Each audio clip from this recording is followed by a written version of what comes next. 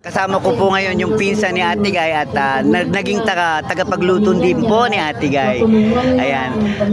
Ano po yung karanasan na hindi nyo po makakalimutan na kasama nyo si Ate Guy? Yun din na pag lagi niya akong tinatawag kapag dadating siya galing sa shooting o ligyan. Naning kakain na ako. Ayan. Kaya hanggang ngayon nga kahit namatay na siya, papanigin ako. At siya po ay pinsang buo ni Ate Guy, no? Siya po ay ano Naning ang pangalan ko. Naning po. Ano po apelyido nila, Kabalte? Mahal. Bahal na ako kasi napangasawa na. Dati po kayong Kabaltera? No. Ayun, dati po siyang Kabaltera. Tapos ngayon bahal. Villamayor.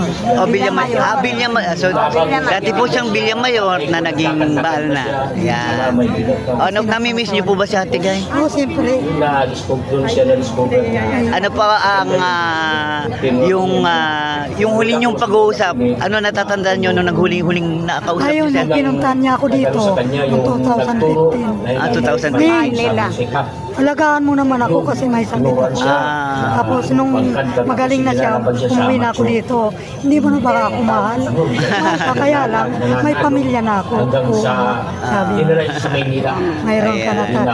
Ang bunso ka kasi, special child. Halimbawa po, sa panaginip po, nagpakita sa inyo si Ate Guy. Ano po ang gusto niyong sabihin kay Ate Guy pag nakita niyo sa panaginip? Sana naman na siya, yung katahimikan na rin sa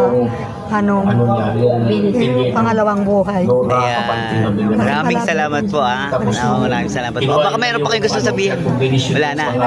Kumusta mo yung mga anak? Ay, kumusta nga pala yung sila Iya, sila Lutlo. Lahat naman yan, naalagaan ko. Lahat po ba sila naalagaan nyo? Yung mga bata? Opo.